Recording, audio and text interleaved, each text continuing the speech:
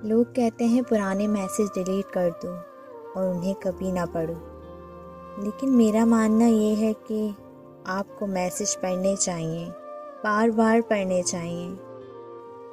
جب آپ کمزور محسوس کریں، جب آپ کو تکلیف ہو، جب بھی میسیج کرنے کا دل کرے اس کو، تب اس کے پرانے میسیج پڑھیں اور دیکھیں کہ وہ کیسے بدل گیا، کیسے اس نے پیار کر کے آپ کے دل کے ساتھ کھیلا۔ تب آپ کو سکون ملے گا اور آپ کا دماغ کھلے گا۔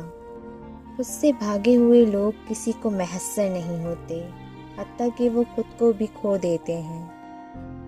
وہ لوگ اتنے اکتا جاتے ہیں ہر شے سے، پھر وہ زندہ تو رہتے ہیں مگر ان کا دل کسی شے میں نہیں لگتا، اور نہ کسی کے مل جانے کھو جانے کا ڈر ان کو اپنی لپیٹ میں لیتا ہے، کیونکہ وہ ہر احساس سے لاپرواہ ہوتے ہیں۔